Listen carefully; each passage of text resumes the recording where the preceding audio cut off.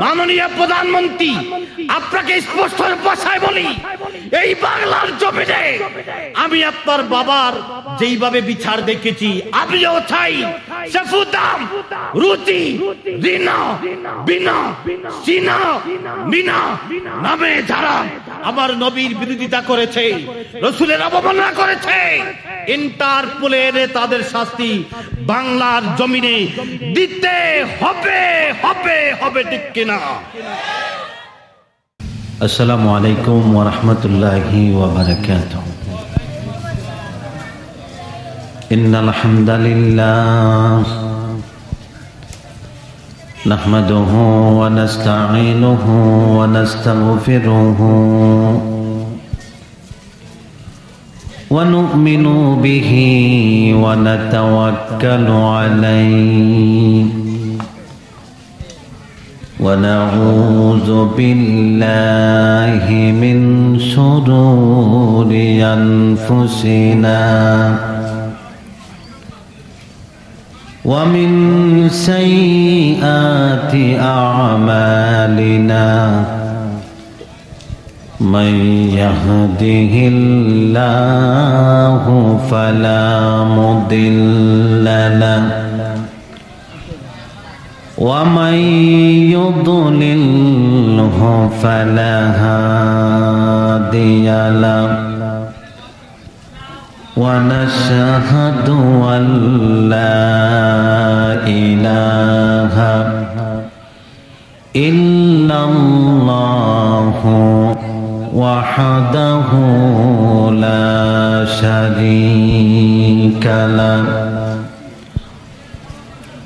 ونشهد أن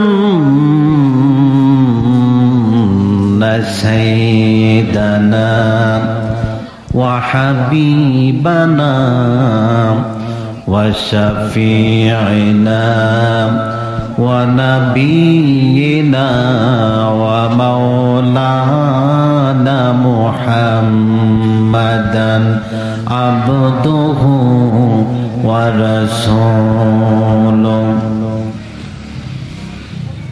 الذي أرسله بالحق بشيرا ونذيرا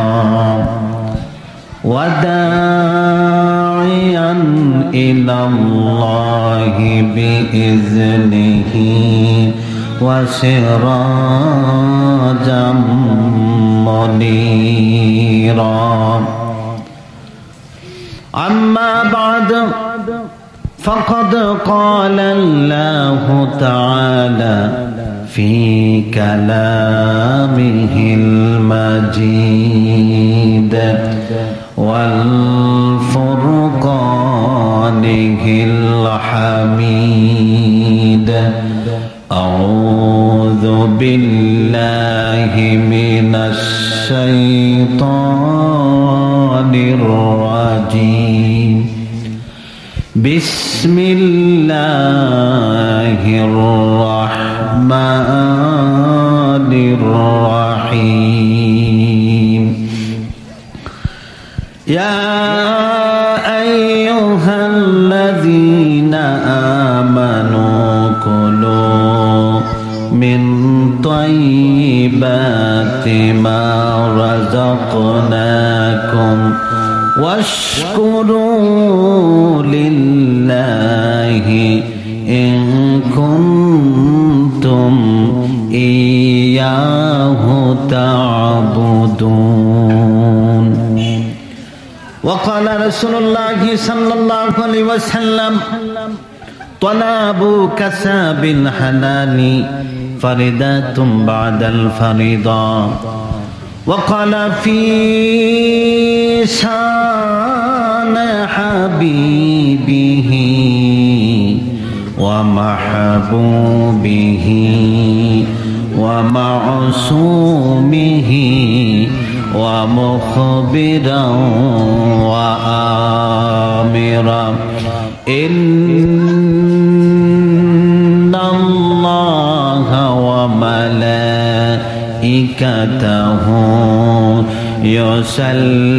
يصلون النبي يا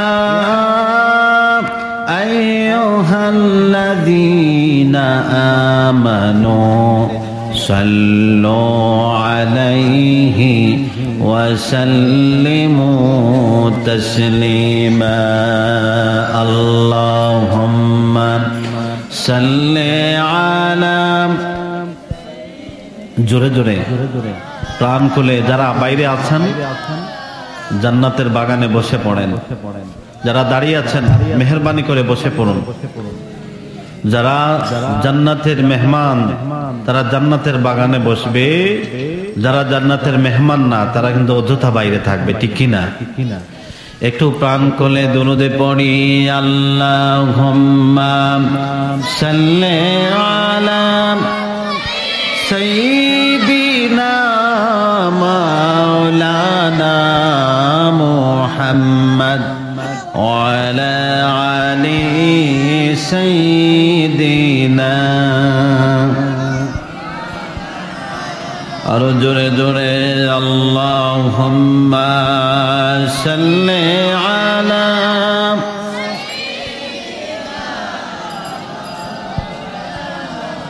মুহাম্মাদ ওয়া আলা আলি সাইয়্যিদিনা। नहीं दो जहां में मिसाले मोहम्मद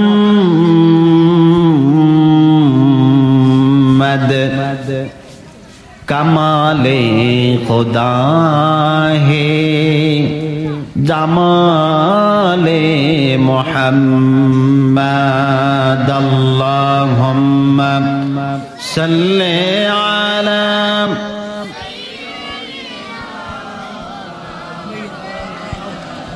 मुहम्मद वाला अली सय्यिदिना।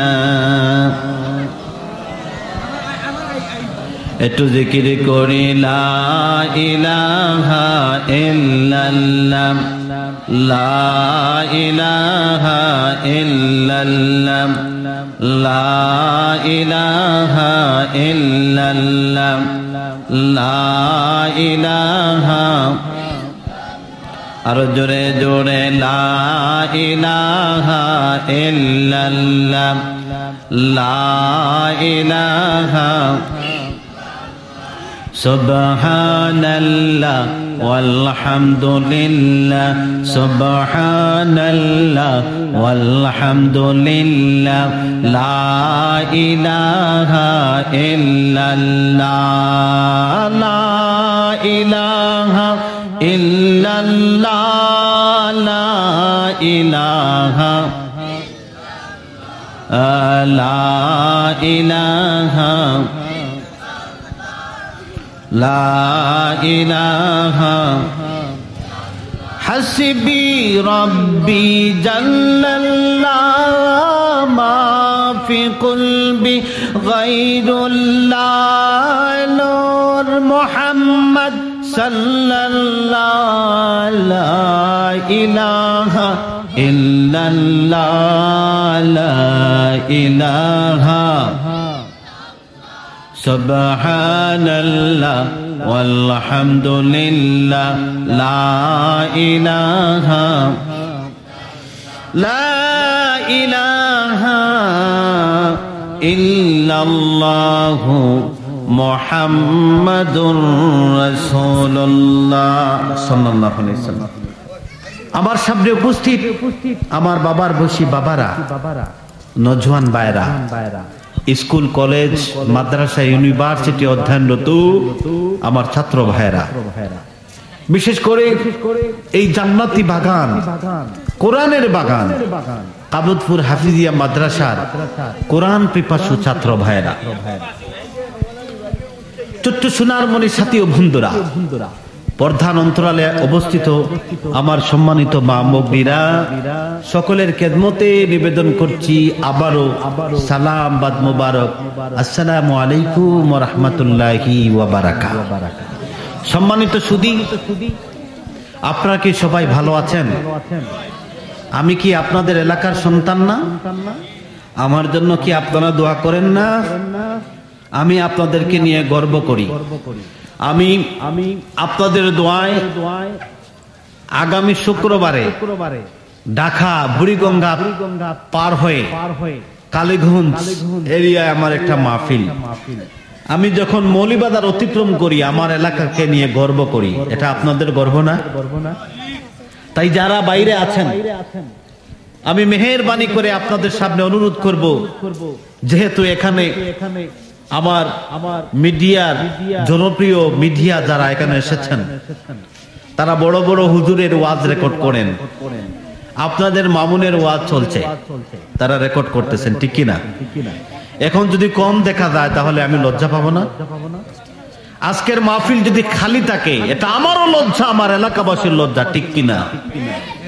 বন্ধুরা আমার, এই মাহফিলে কি হয়? এই কথা কম। যেখানে দুরুদ পড়া হয়, যেখানে কোরআন তেলাওয়াত করা হয়, এটা জান্নাতের বাগান। তাতে আমাদের সন্দেহ আছে? গলা আছে সন্দেহ আছে? দুরূদ শরীফের ফজিলত সম্পর্কে প্রথমেই বলি, তারপরে আমি আমার আলোচনায় যাব। শুনতে রাজি আছেন আপনারা? ইমাম জাজুলি রহমতুল্লাহ আলাইহি নাম শুনছেন? তিনি তৎকালীন সময়ে জগৎ বিখ্যাত একজন মুজাদ্দিদ ছিলেন। মুজাদ্দিদের ব্যাখ্যা হলো 100 বছরের ভিতরে আল্লাহ রাব্বুল আলামিন তার বাছাই করা মানুষদের থেকে একজন এখানে আসে। না এখানে এত না, খালি ভালো লাগে না। একজন সম্মানিত হাজিরিন, আবারও কথা বলছি, মুজাদ্দিদের ব্যাখ্যা শরীয়ত সম্মত বিধান, ইসলামী শরীয়ত ভিত্তিক মুজাদ্দিদের ব্যাখ্যা হলো দীর্ঘ 100 বছরের ভিতরে আল্লাহর সৃষ্টির মধ্যে একজন পুরুষ ব্যক্তিকে বাছাই করেন, আর তিনি হন মুজাদ্দিদ। চিল্লাইয়া বলি সুবহানাল্লাহ। সম্মানিত সুদীপ, ইমাম জাজুলি রহমতুল্লাহ আলাইহি তার গোটা হায়াতের জিন্দেগির মধ্যে তার সময়ে 100 বছরের ভিতরে তিনি এমন একজন মুজাদ্দিদ ছিলেন, জগৎ বিখ্যাত আল্লাহর ওলি। এই জগতের সব উলামায়ে কেরাম, মুহাদ্দিসিনে কেরাম, মুফতি সবাই তাকে মুজাদ্দিদ হিসাবে স্বীকৃতি দিয়েছে। সুবহানাল্লাহ বলি। বন্ধুরা আমার, সেই ইমাম জাজুলি রহমতুল্লাহ আলাইহি একদিন তিনি জোহরের নামাজের সময় যাচ্ছেন, এক জায়গায় রওনা দিচ্ছেন, যাওয়ার উদ্দেশ্যে। জোহরের ওয়াক্ত হয়ে গেল, তিনি ওযুর জন্য পানি খোঁজাখুঁজি শুরু করছেন। আগে উলামায়ে কেরামরা আযানের আগেই ওযুর জন্য প্রস্তুত হতেন, আগের মুসলমান, ঠিক কিনা? এখন আমরা ওযু করতে করতে জামাত ছুটে যায়, আছে না? এর মুসল্লি আছে না? কথা বলে বন্ধুরা আমার, ইমাম জাজুলি রহমতুল্লাহ আলাইহি ওযুর পানির জন্য চতুর্দিকে খোঁজাখুঁজি শুরু করলেন। এমন সময় সন্ধান পেলেন একটি কূপের সন্ধান। একটি কূপ তো বুঝেন?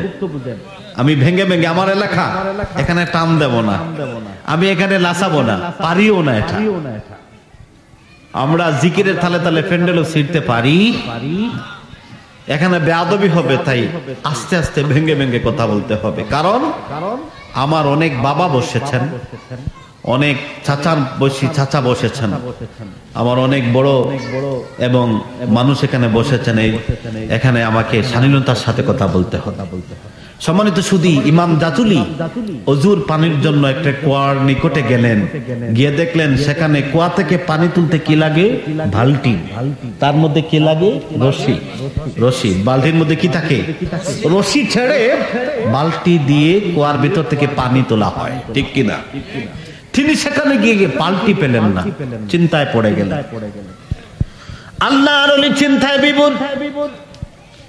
এমন সময় কুয়ার নিকটবর্তী একটি গৃহ থেকে 8 বছরের একটি নাবালিকা মেয়ে বের হয়ে বলল, কে আপনি, আপনার পরিচয় কি, এখানে কি করতেছেন?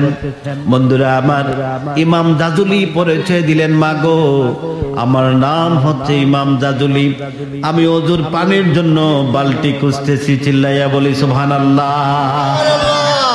এবার মেঠা মুস্কি মুস্কি হাসে। কথা বলেন কি? মুস্কি মুস্কি হাসে।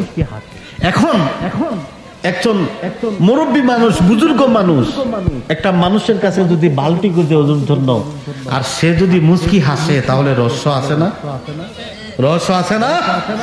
কথা বলি জোরে, রহস্য আছে কিনা?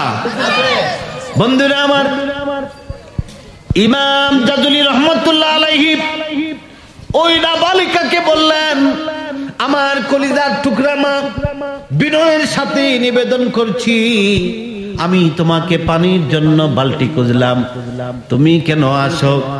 এবার মেয়েটা উত্তর দেয়, ওগো আল্লাহর ওলি, আপনার নাম ইমাম জাজুলি, আপনার এত নাম, এত সুনাম, কিন্তু আমি আসি এই জন্য, কুয়া থেকে একজন ওলি পানি তুলতে কেন বালতির প্রয়োজন হয়? সুবহানাল্লাহ। কেন বালতির প্রয়োজন হয়? ইমাম জাজুলি, আমি অবাক, আপনি জগৎ বিখ্যাত একজন আল্লাহর ওলি, আপনার কি এমন আমল নাই? আপনি পানি তুলতে পারেন না? এই বালতি ছাড়া পানি তুলতে পারেন না? এইবার মেয়েটি আল্লাহর ওলি এই কথা শুনে, মেয়েটির কথা শুনে আল্লাহর ওলি ইমাম জাজুলি লজ্জায় বিভোর হয়ে গেলেন। আল্লাহর ওলির মুখ মন্ডল মলিন হয়ে গেল। এইবার মেয়েটি কূপের মধ্যে থুতু নিক্ষেপ করলো। আল্লাহর ওলি চেয়ে দেখলেন, অটোমেটিক কুয়ার নিচের পানি অটোমেটিক হাতের নাগালে চলে আসলো। চিল্লাইয়া বলি সুবহানাল্লাহ।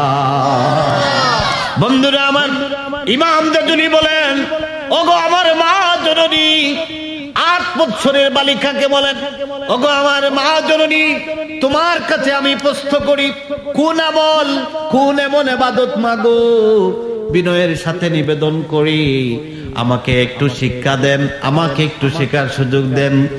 তুমি এমন কি আমল করেছো যার বিনিময়ে আল্লাহ তাআলা তোমাকে এই নিয়ামত দিয়েছেন? চিল্লাইয়া বলি সুবহানাল্লাহ। এইবার মেয়ে বলল, ওগো আল্লাহর ওলি শুনুন, আমি দিন রাত আল্লাহ নবীর শানে দুরূদ পড়ি, আর এই দুরূদের ফজিলত, এই দুরূদের বরকত, এই বরকত, এই জন্য আমি দুরূদটাকে আমার জীবনে আমলে রূপান্তরিত করেছি। এই জন্য জীবনেও কুয়া থেকে পানি তুলতে আমার কষ্ট হয় না। দুরূদের ফল, দুরূদ শরীফের ফল। এটা কি? এখন দুরূদের ফল পেতে হলে বড় মাহফিলে যেতে হবে। হেলিকপ্টার দিয়ে যদি আসে 50,000 1 লাখ টাকার বক্তা যদি আসে, মানুষের অভাব হয়নি ভাই। কিন্তু দিন শেষে কি শিখলেন? কিছু গালাগালি দিয়ে গেল, আর ওইটা মুখস্থ করে গেলেন। ওরে বাটফার, ওরে সিটার, ওরে মুঠা, ওরে সিটার। এটা না, এগুলা না। বন্ধুরা আমার, আজকে গুরুত্বপূর্ণ আলোচনা দুরূদের ফজিলত বলে আমি এই দিক শেষ করলাম, কিন্তু আমার আলোচনা টার্গেট চমকপ্রদ আলোচনা। যেহেতু আমি এলাকার মানুষ, আবার সমাজে কোন জিনিস প্রয়োজন এটা আমি বুঝবো না 2 লাখ টাকার বক্তা বুঝবো? কোনটা কে বুঝবে? কথা বলেন, কে বুঝবেন? আমি বুঝবো, ঠিক কিনা? আপনারাও বুঝবেন। বন্ধুরা আমার, তাহলে আর সময় দেরি না করে ডাইরেক্ট কোরআনের ভাষায় কথা বলি। আল্লাহ রাব্বুল আলামিন কোরআনুল কারীমে ইরশাদ করেন, ইয়া আইয়ুহাল্লাযীনা আমানু কুলু মিন তাইয়্যিবাতি মা রাযাকনাকুম ওয়াশকুরু লিল্লাহি ইন কুনতুম ইয়াহু তা'বুদুন। বন্ধুরা আমার আল্লাহ রাব্বুল আলামিন কোরআনুল কারীমে বর্ণনা করেন, হে মুমিনগণ, আমি তোমাদেরকে যা কিছু দান করেছি তোমরা হালাল ভাবে তা থেকে ভক্ষণ করো আর আল্লাহ পাকের শুকর আদায় করো যদি তোমরা আমি আল্লাহ সুবহানাহু তাআলার বন্দেগী করো। সুবহানাল্লাহ বলি। বন্ধুরা আমার, তাফসীর এখানের ব্যাখ্যা হলো, ব্যাখ্যার আরবি শব্দ হলো তাফসীর। বন্ধুরা আমার, আল্লাহ রাব্বুল আলামিন কোরআনুল কারীমে বর্ণনা করেছেন, ইয়া আইয়ুহান নাস, ইয়া আইয়ুহাল্লাযিনা আমানু, ইয়া আইয়ুহাল্লাযিনা, ইয়া আইয়ুহাল মুমিনু, ইয়া আইয়ুহান নাস, ইয়া আইয়ুহাল্লাযিনা আমানু, এইভাবে সম্বোধন করে মানুষদেরকে ডেকেছেন। ঠিক কিনা কথা বলুন বন্ধুরা আমার। এখানে আল্লাহ রাব্বুল আলামিন ইয়া আইয়ুহাল্লাযিনা আমানু, হে ঈমানদারগণ, কেন ঈমানদারগণকে ডাকলেন? বন্ধুরা আমার, আল্লাহ রাব্বুল আলামিন এই আয়াতে মানুষদেরকে বিভক্ত করেছেন ইহুদি, খ্রিস্টান, কাফের, মুসলমানদের মধ্যে যারা ঈমান এনেছে কিন্তু নামাজ পড়ে না, রোজা রাখে না, হালাল কোনটা হারাম কোনটা মানে না, যা তাদের প্রয়োজন, যখন যা প্রয়োজন হয় সবকে গায়ের জোরে বৈধ বলে আসে না নাই? জোরে বলে না আসে না নাই? বন্ধুরা আমার, শুধু তাই নয়, যুক্তি উপস্থাপন করে কার সামনে? মসজিদের ইমামের সামনে। কার সামনে? মাদ্রাসার ছাত্রের সামনে। আমার সামনে যদি যুক্তি উপস্থাপন করতো, কোথার কসম করে বলি চোর দিয়ে গাল ভেঙে দিতাম। ঠিক কিনা? আছে না রাসূলের দুশমন? বন্ধুরা আমার, এলাকার ছেলে হিসাবে বলে যাই, গভীর মনোযোগ। দুনিয়া জমিনে আমরা এসেছি, দাদার পরে বাবা, বাবার পরে আমি, আমার পরে আমার ছেলে মেয়ে, তারপরে আমার নাতি, এইভাবে আমাদের আগমনের সিলসিলা। ঠিক কিনা? কিন্তু দাদার আগে আমি যাব না, আমার আগে দাদা যাবেন? আমি যাব দুনিয়া ছেড়ে, আমি আগে যাব পরপারে, না আমার বাবা যাবেন? বড় ভাই, ছোট ভাই, দুনিয়ায় জন্মের আগমনের সিরিয়াল আছে, সিলসিলা আছে, প্রকার ভেদ আছে, কিন্তু বন্ধু এই জগৎ থেকে বিদায় হওয়ার কোন সিলসিলা প্রকার ভেদ নাই। ঠিক কিনা? এখন যদি আমার ছোট ভাইয়ের আগে আল্লাহ পাক আমাকে মরণ দেন আর আমি যদি বলি আজরাইল, এটা কেমনে হয়? দাদা আসছেন, তারপরে বাবা আসছেন, এরপরে আমি আসছি, এটা কেমনে হয়? আমাকে এটা তো আমি মেনে নিতে পারলাম না। আজরাইল মানবে ভাই? কথা বলেন, উঁচা আওয়াজে বলেন। বন্ধুরা আমার, দুনিয়ায় আগমনের নমুনা আছে, যাওয়ার কোনো নমুনা নাই। যখনই আল্লাহর হুকুম হবে তখনই আমাদেরকে বিদায় নিতে হবে বন্ধু। তাহলে এই জগতে যদি কোনো মানুষ বলে হারাম আর হালাল, বড় হারাম আমাদের সমাজে চলতেছে, ছোট্ট ছোট্ট কিছু ছোট ছোট হারাম চলতেছে, এগুলা আমরা মানি না, এগুলা চলো, এগুলা আমরা বিরোধিতা করি না। ডিজিটাল নমুনা যদি কেউ বলে এটা কোরআন মানবে, হাদিস মানবে? বন্ধুরা আমার, আসুন কোরআনের ভাষায় কথা বলি। আল্লাহ রাব্বুল আলামিন বলেছেন, ইয়া আইয়ুহাল্লাযীনা আমানু, জগৎবাসীদের মধ্য থেকে কিছু সংখ্যক মানুষকে আল্লাহ সুবহানাহু তাআলা মনোনীত করেছেন, যারা দুলক বুলকের সব কিছুর মায়া ত্যাগ করে মনে প্রাণে পড়ে নিয়েছে কাউলাহু লা ইলাহা ইল্লাল্লাহু মুহাম্মাদুর রাসূলুল্লাহ সাল্লাল্লাহু আলাইহি ওয়াসাল্লাম। বন্ধুরা আমার, যারা মনে প্রাণে একমাত্র আল্লাহর দাসত্ব স্বীকার করার জন্য, যেই মানুষটা আল্লাহর ইবাদত করার জন্য একাগ্রতার চিত্তে কালেমা পড়েছে, তাদেরকে আল্লাহ রাব্বুল আলামিন কোরআনুল কারীমে পরিচয় দিয়েছেন মুমিন। চিৎকার মেরে বলি সুবহানাল্লাহ। এখানে ইয়া আইয়ুহাল্লাযিনা আমানু আর তাদেরকে ডেকেছেন যারা এক কলিমার উপর অটল বিশ্বাস থাকে, যারা ঝড় তুফান বাধা বিপত্তি যা কিছু আসবে খোদার কসম তারা একমাত্র আল্লাহর সন্তুষ্টির জন্যই নিজেকে অবধারিত অটলের মতো রাখবে, কখনোই পিছপা হবে ও চাওয়া যাবে না, হবে। বন্ধুরা আমার, এই জন্য আল্লাহ রাব্বুল আলামিন মুমিনদেরকে বলেন, যারা মুমিন তাদেরকে বলেন, ও মুমিন বান্দারা শোনো, বান্দিরা শোনো, তোমরা আমার ইবাদত করো, আমার দাসত্ব বন্দেগী করো, আর সাথে সাথে তোমরা হালাল খাও, হারাম থেকে নিজেকে ফিরিয়ে রাখো। ঠিক কিনা? ও চাওয়া বলি ঠিক কিনা? বন্ধুরা আমার, আল্লাহর হাবিব বর্ণনা করেন, ইবনে বাজাবি শরীফে সুন্দর করে বর্ণনা এসেছে। আল্লাহর হাবিব বর্ণনা করেন, তলাবু কাসাবিন হালালি ফারিদাতুম বাদাল ফারিদা। আল্লাহর হাবিব বর্ণনা করেন, ফরজ যত ইবাদত আছে তারপরেই আল্লাহ রাব্বুল আলামিন মুমিনদের জন্য হালাল উপার্জন করা, হালাল সম্পদ অর্জন করা বৈধ করে দিয়েছেন, ফরজ করে দিয়েছেন। চিল্লাইয়া বলি সুবহানাল্লাহ। এই হাদিসটা আমরা বুঝি, আল্লাহর হাবিব বর্ণনা করেন, তালাবু কাসাবিল হালালি ফারিদাতুম বাদাল ফারিদা, অর্থাৎ নামাজ, রোজা, হজ, যাকাত, এইভাবে 130টা ফরজ আছে না? কথা বলেন আছে না? এই 130টা ফরজের পরেই যদি কোনো কিছু ফরজ থাকে তাহলে সেটা হচ্ছে হালাল উপার্জন। সুবহানাল্লাহ। একটু জিকির করি, লা ইলাহা ইল্লাল্লাহ, লা ইলাহা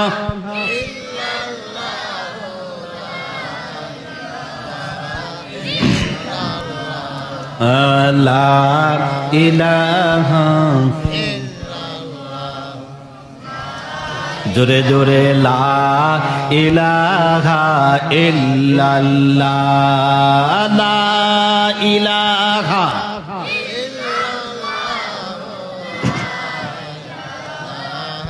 আরো জোরে লা ইলাহা।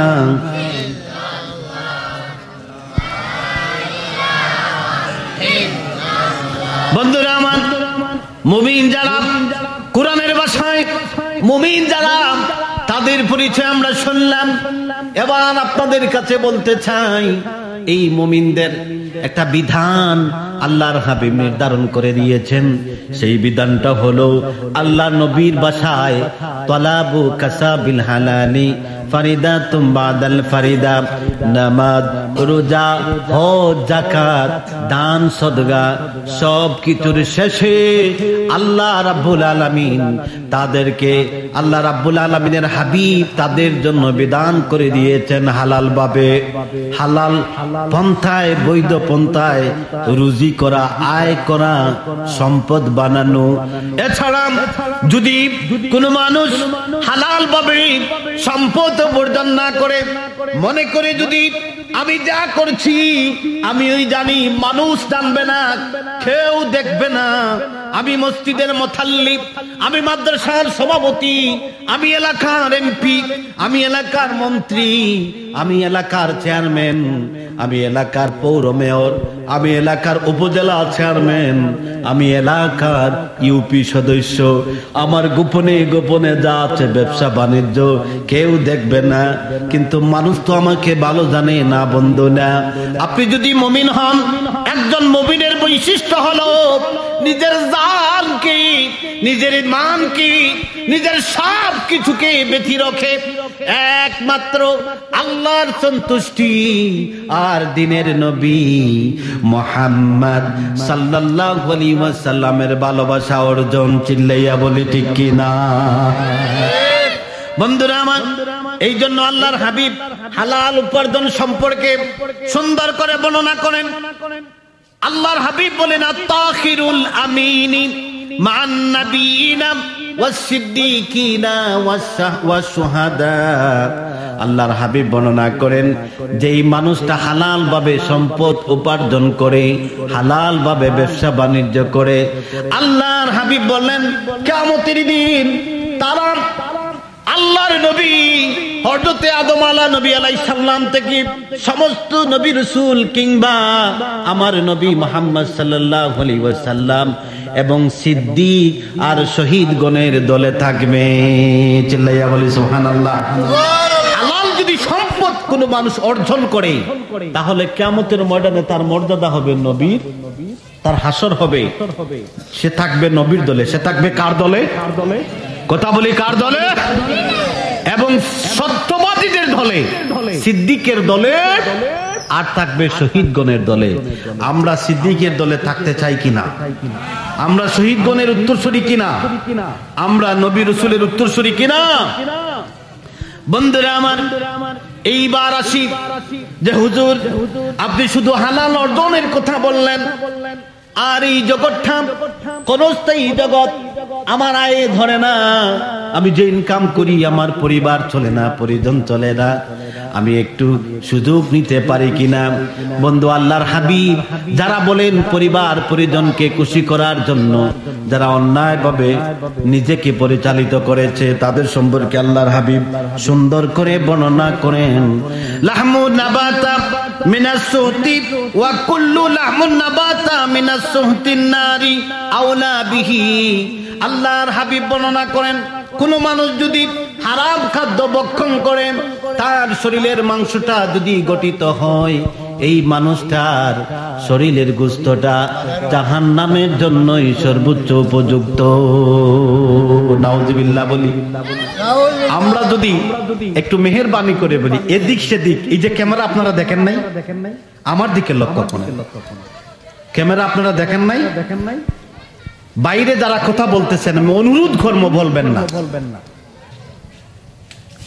ভালো লাগে না আপনারা আইছেন না। যারা ভালো লাগে তাদের দোয়া চাই। ওয়াজ মাহফিল যাদের ভালো লাগে না তাদের সাথে আমার কোনো আত্মীয়তা নাই, তাদের সন্তান আমি না। ঠিক কিনা কথা বলেন?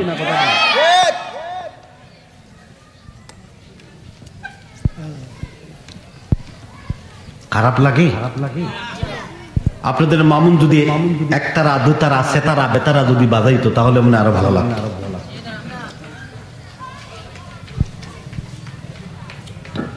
বন্ধুরা আমার, এটা কোরআনের তাফসীর, হাদিসের তাফসীর, এখানে ডিস্টার্ব করবেন চলবে না। ডিস্টার্ব করলে মাইক ছেড়ে চলে যাবে। এইবার আমি জোর হাতে আপনাদের কাছে ক্ষমা চাচ্ছি, এলাকার মানুষ তো একটু বক্তার মতো দিলাম, মনে কিছু নিবেন না, ঠিক আছে? এইবারে মাঝে মাঝে একটু না দিলে আবার হয় না, মজা তো তোরা দিতে হয়, ঠিক কিনা? সম্মানিত সুদীপ,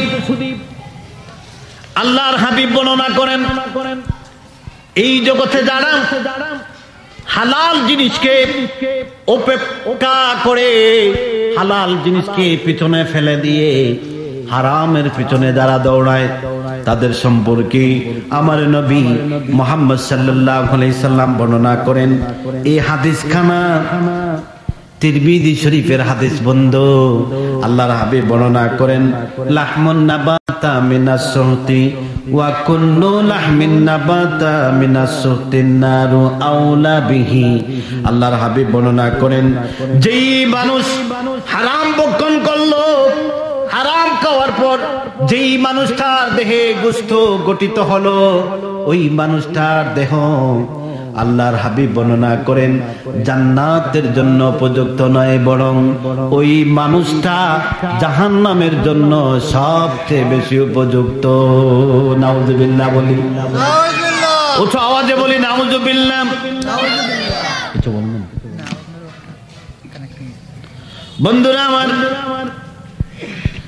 শুধু তাই নয়, আল্লাহর হাবিব বর্ণনা করেন যে মান ইস্তারা সাওবান বিআশারাতি দারাহিম ওয়া ফীহি দিরহামু হারাবিল লাম ইকবালিল্লাহু লাহু সালাতাম মাদ্দাম আলাইহি।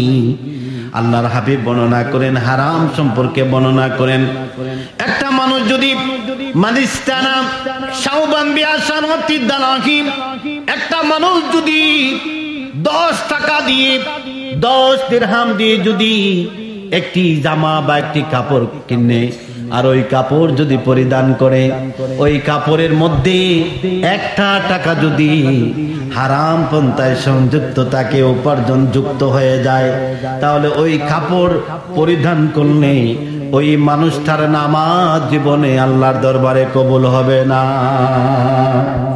কথা বুঝে আসছে? মানুষ তারা সাওবাম বিআশারাতি দারাহিম। আল্লাহর হাবিব বর্ণনা করেন, কোন মানুষ যদি নামাজের জন্য একটা জামা কিনে, আর ওই জামার ভিতরে যদি 10 টাকা দিয়ে কিনছেন, মনে করেন এটা তো আগের 1400 বছর আগের এক্সাম্পল, এখন তো 10 টাকায় পাঞ্জাবি কিনা যাবে না, মোটামুটি 1000 লাগবে, ঠিক কিনা?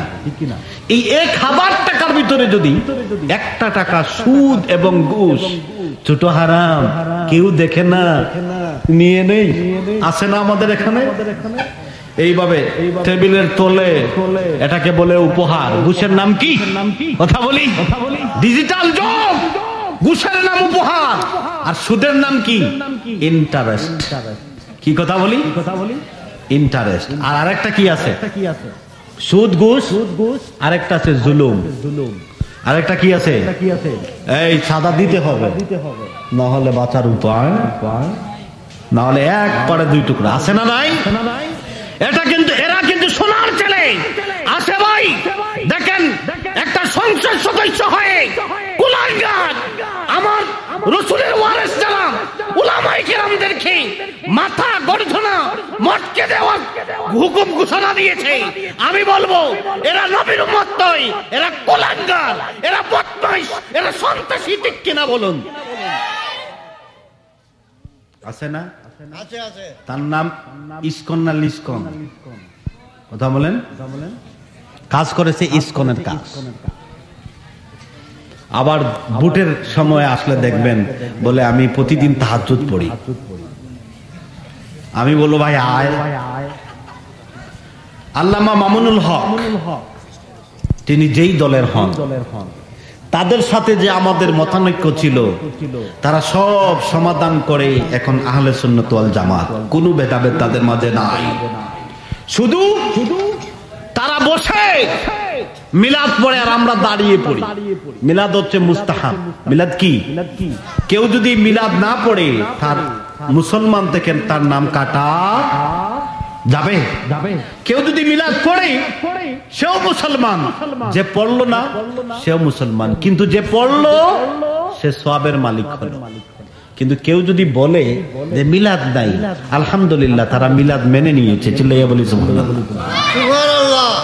ভাই আমি কমলগঞ্জের সন্তান মামুনের রশিদ আল মামুন বলছি, মিলাদ দিয়ে তাদের সাথে মতপার্থক্য থাকতে পারে, কিন্তু আমি বলবো আল্লামা মামুনুল হকের মাথায় টুপি, আমার মাথায় টুপি, আল্লামা মামুনুল হকের মুখে দাড়ি, আমার মাথায় দাড়ি, আল্লামা মামুনুল হকের গায়ে পাঞ্জাবি, আমার গায়ে পাঞ্জাবি, এই টুপি আমার নবী, এই দাড়ি আমার নবীর সুন্নাত, এই পাঞ্জাবি আমার নবীর সুন্নাত।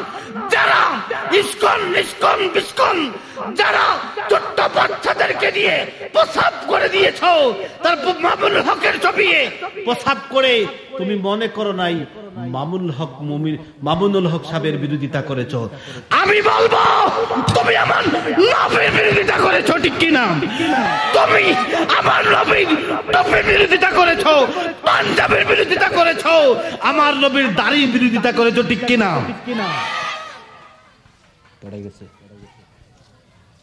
একটু জিকির করিলাম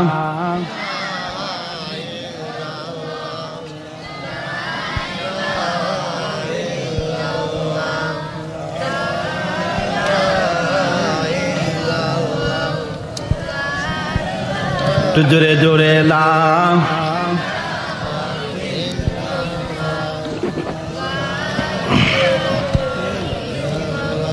বন্ধুরা আমার, মামুনুল হক সাহেব হেফাজতে থাকতে পারে।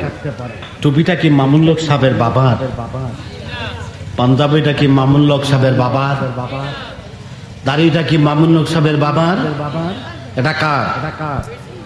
এটা কার? আমার নবীর। আমি বলবো মামুনুর সাহেবের সাথে তোমাদের বিরোধিতা থাকতে পারে ব্যক্তিগতভাবে, কিন্তু টুপি, দাড়ি এবং পাঞ্জাবি ওয়ালা ছবি, মামুনুর সাহেবের ছবি তোমরা জ্বালাও, মুফতি চরমরাই পীর সাহেবের গালে, মামুনুর সাহেবের গালে জুতা মারার মিছিল দিছো, এটা তাদের বিরুদ্ধে নয়, এটা ইসলামের বিরুদ্ধে, এটা আমার নবীর বিরুদ্ধে, ঠিক কিনা? আবার দেখা যায় যারা মিছিল দিছে, যারা তাদের গালে জুতা মারার স্লোগান দিছে, তারা বলে সুশীল সমাজ, তারা বলে মুক্তিযোদ্ধার চেতনা। তারা কি মুক্তিযোদ্ধার চেতনা? কথা বলেন। মুক্তিযুদ্ধের কোন শর্তের মধ্যে কোন শর্ত নাই। এই দেশ স্বাধীন হলে উলামায়ে কেরাম স্বাধীনভাবে কথা বলতে পারবে না। এই দেশ মুক্তিযোদ্ধার কোন ইতিহাসের মধ্যে নাই।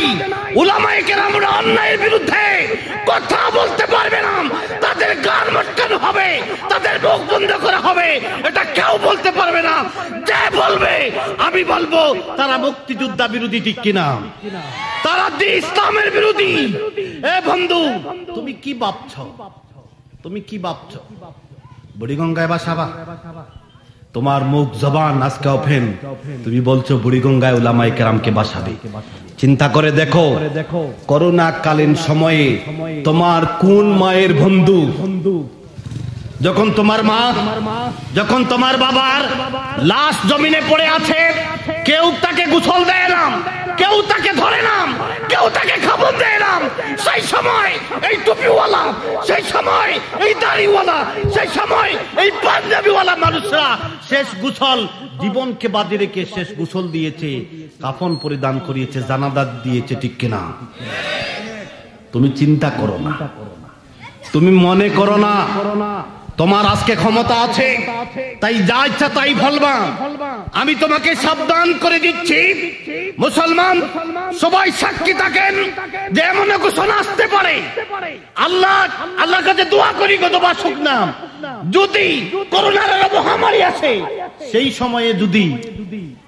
সময়ে যদি দেখা যায় আবার মানুষ মারা যায়, তখন কে আওয়ামী লীগ আমরা চিনে রাখবো, কে ছাত্রলীগ আমরা চিনে রাখবো, ঠিক কিনা? আওয়ামী লীগের মধ্যে মুসলমান আছে না নাই? আছে না নাই?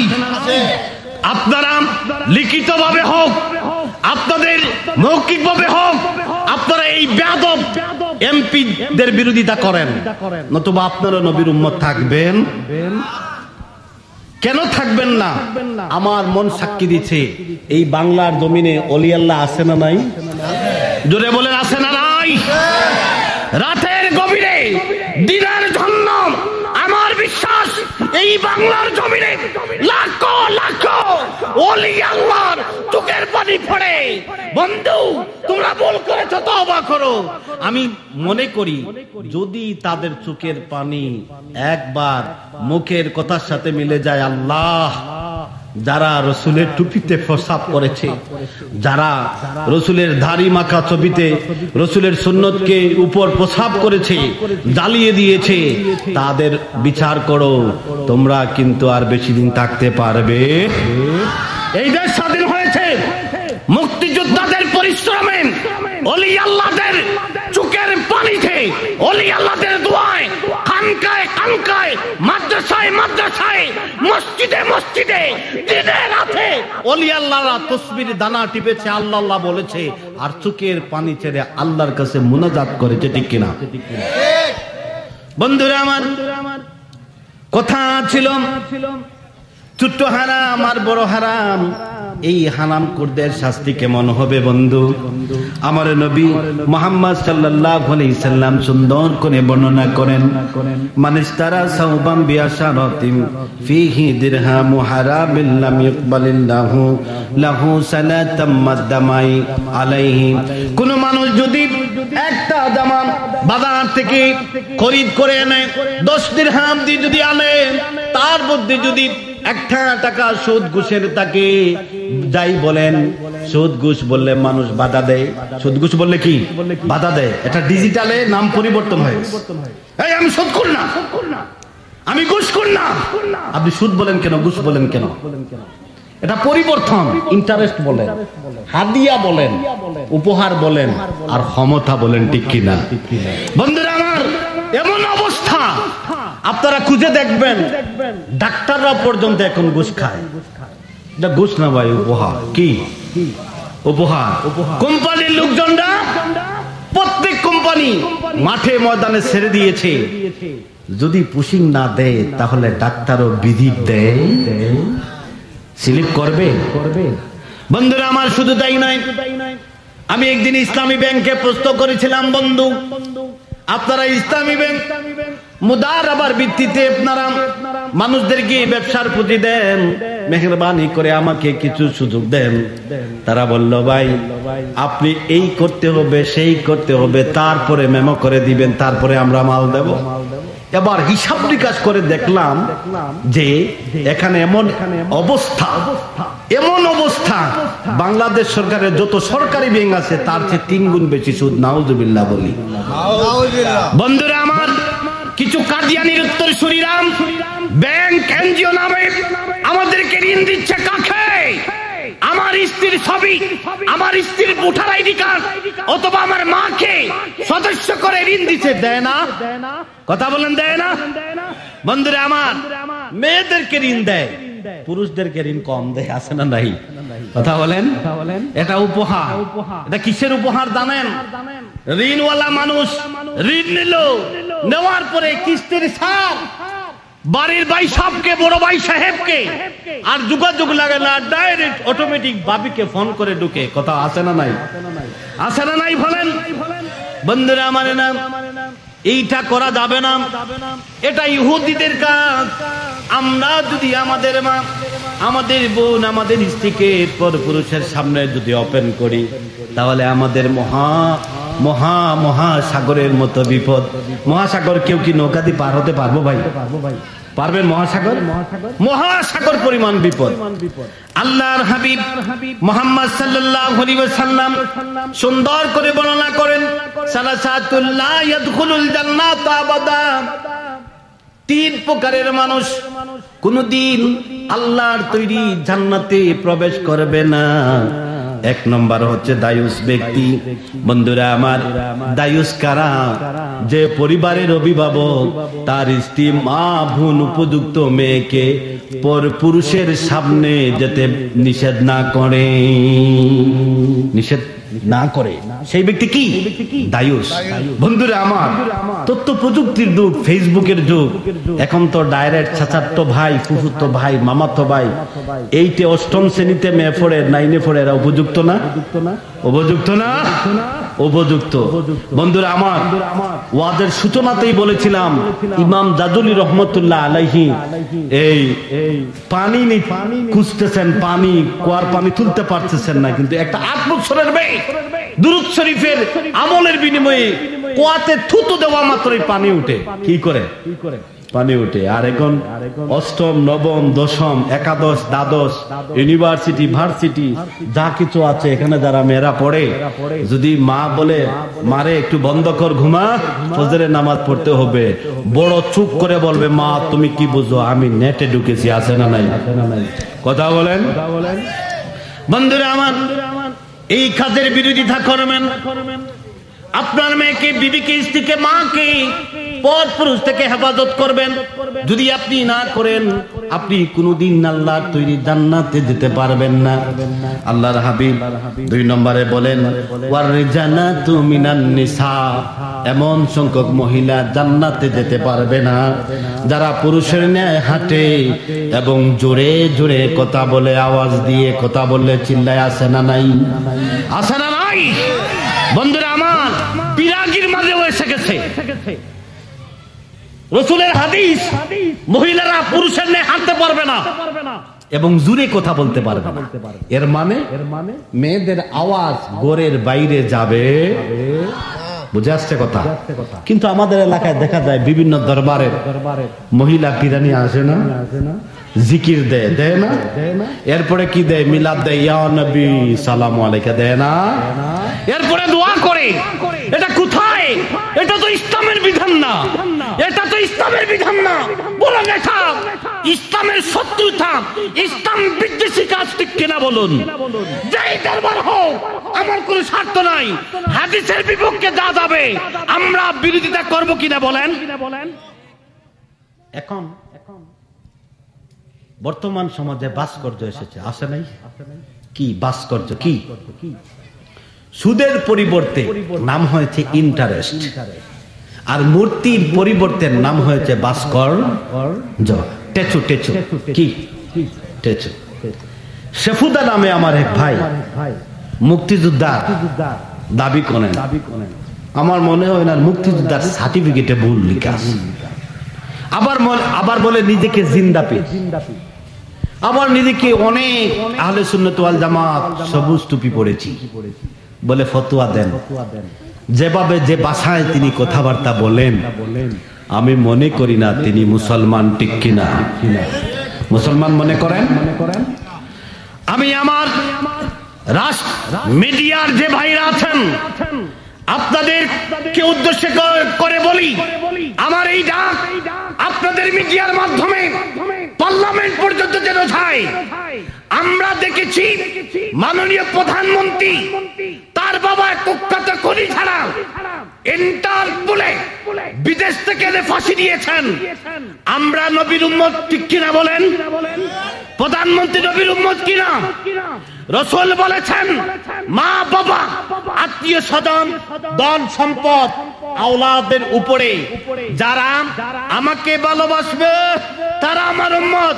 মাননীয় প্রধানমন্ত্রী আপনাকে স্পষ্ট ভাষায় বলি, এই বাংলার জমিনে আমি আপনার বাবার যেইভাবে বিচার দেখেছি আমিও চাই সেফুদাম রুচি রিনা বিনা সিনা মিনা নামে যারা আমার নবীর বিরোধিতা করেছে, রাসূলের অবমাননা করেছে, ইন্টারপোলে এনে তাদের শাস্তি বাংলার জমিনে দিতে হবে, হবে, হবে, ঠিক কিনা? বন্ধুরা আমার, এটা আমার ইমানি দায়িত্ব। কারণ আমরা দ্বিতীয় প্রকার বলেছিলাম 3 প্রকার মানুষ জান্নাতে যেতে পারবে না, মনে আছে ভাই? মনে আছে? তৃতীয় প্রকার হলো ওয়াবুদমিনুল খামরি, মদ্যপান ব্যক্তিরা কোনদিন জান্নাতে যাবে। এখন দেখেন তো, এমপি থেকে শুরু করে আমার নানা ভাই হাদি মানুষ, উনি আমার নানা, ওয়াজটা কিন্তু আজকে নানা নাতি। আচ্ছা, যদি কুস্তি লাগে কে হারবে? কথা বলেন না? নানা নাতি যদি কুস্তি লাগে কে হারবে? না ভাই, নানার শক্তি বেশি, নানা তো মেম্বার, ক্ষমতায় আছেন, টাচ করে ফোন দিলে পুলিশ আসবে। আমি করব না কুস্তি। যদি কুস্তি লাগি ফোন দিবেন, সাথে সাথে পুলিশ আসবে। আসবে না? কিছু সংখ্যক সরকার দলীয় বিভিন্ন রাজনৈতিক ভাইরা আপনারা প্রশাসনের শক্তি নিয়ে এই যে এখানে জুড়িতে যে ইমাম সাহেবকে মারা হয়েছে, এটা কি ভালো কাজ হয়েছে? মৌলভীবাজারে কলঙ্ক হয় নাই?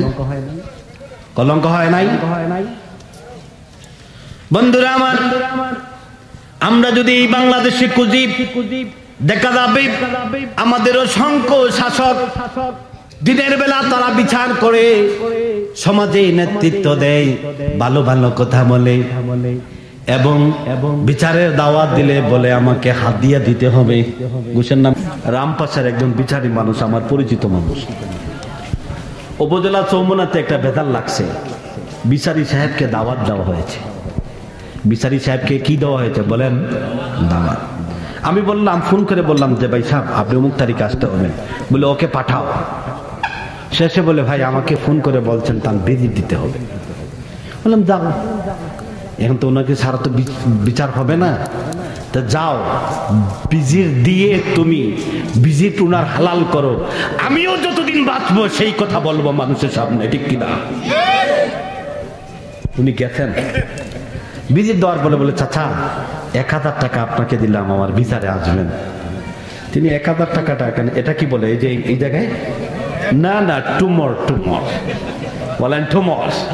টুমরের ভিতর ঢুকালেন, বলেন এখন থেকে আমার বিদিত বেড়ে গেছে, 1000 চলবে না, 2000 লাগে। নাউজুবিল্লাহ বলেন। বন্ধুরা আমার, আল্লাহর হাবিব এই যারা ভিজিট খায়, ইন্টারেস্ট খায়, হাদিয়া খায়, ঘুষের টাকা বিভিন্ন নামে খায়, তাদের সম্পর্কে বলেন, জাতাইতু লাইলাতা উসরিয়া আলা কওমিন বুতুনাহুম কালবুয়ুতি ফিহা হায়াতু তুরা ওয়া মিন জারিদি কালবুতুনিহিম ফিহা হায়াতু তুরা।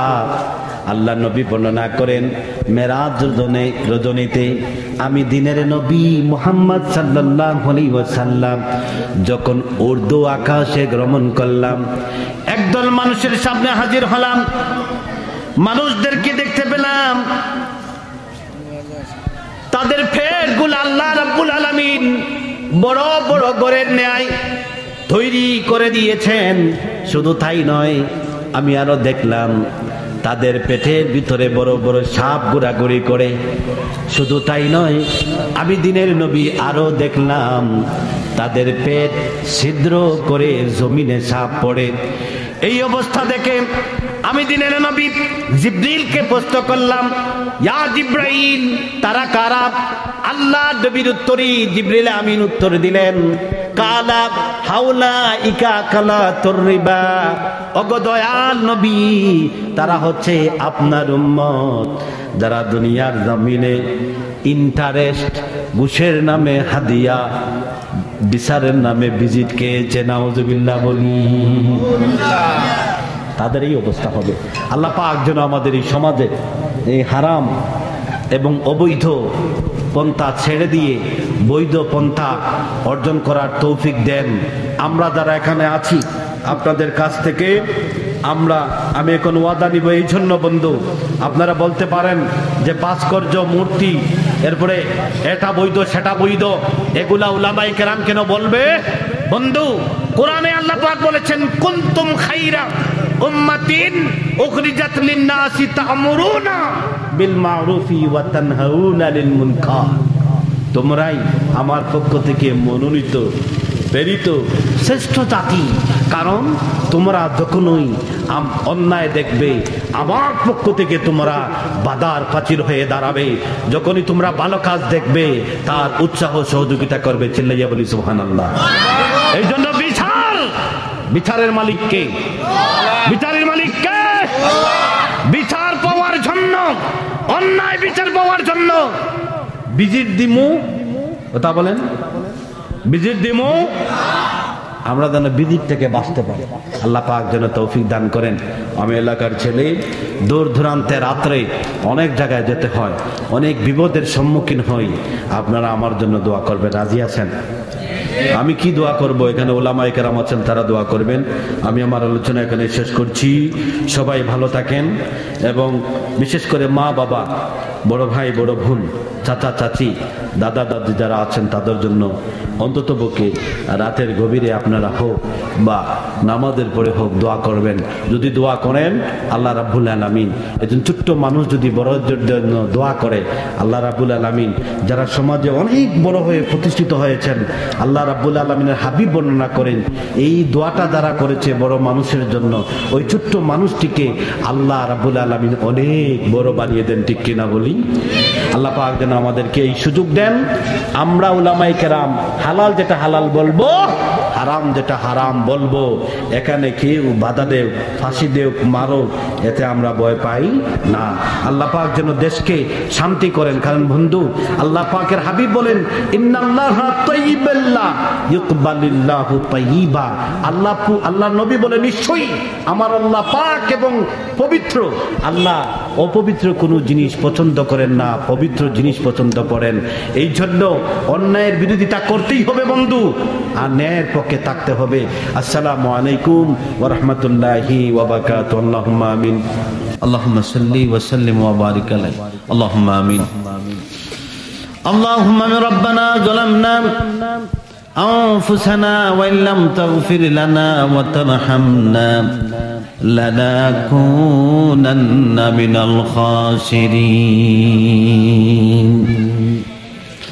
আয় আল্লাহ তাআলা কামতপুর হাফিজিয়া মাদ্রাসা ময়দানে দ্বিতীয়বারের মতো আজকের আজিমুস শান ওয়াজ ও দোয়ার মাহফিলে আয় আল্লাহ কোরআন এবং হাদিসের আলোকে দুই একটি কথা বলার মানুষে রব্বুল আলামিন কোরআন পিপাসু আমার নজওয়ান ভাই ছোট্ট সোনার মনি বন্ধুরা, বাবার বয়সী বাবারাম, চাচার বয়সী চাচারাম, দাদার বয়সী দাদাদেরকে নিয়ে কোরআনের আলোচনার জন্য মানুষে জান্নাতি বাগানে বসে পড়লাম। আয় আল্লাহ রাব্বুল আলামিন, আমরা যারা বসেছি আমি দেখতে পাচ্ছি কোরআনের মধু আহরণের জন্য যত মানুষ আসতেছেন, যত মানুষ বসবেন, আমাদের প্রত্যেককে জান্নাতি মেহমান হিসাবে কবুল করে নেন। আয় আল্লাহ তাআলা, পর্দার আড়াল থেকে আমার যত মা বোন কাজ কর্ম ছেড়ে জান্নাতি বাগানের কোরআনের বাণী হাদিসের বাণী শোনার জন্য যারা তৈরি হয়ে আছেন, আল্লাহ প্রত্যেক মা বোনকে জান্নাতি মা বোন হিসাবে কবুল করে নেন।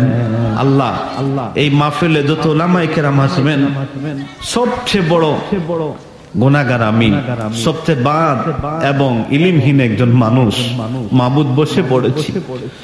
রব্বুল আলামিন, এই এলাকা আমার এলাকার মানুষ এত সুন্দর পরিবেশে আমি গুনাহগারকে বসার যে সুযোগ দিয়েছেন, এর বিনিময়ে আমার যত বাবা বয়সী বাবারা, চাচার বয়সী চাচারা, আল্লাহ যত আমার কলিজার টুকরা যুবক ভাইরা এই মাহফিল আয়োজন করলেন, আমাকে সুন্দর পরিবেশে বসার সুযোগ দিলেন, আল্লাহ প্রত্যেককে আমাদের প্রত্যেককে জান্নাতি মেহমান হিসাবে কবুল করে নেন।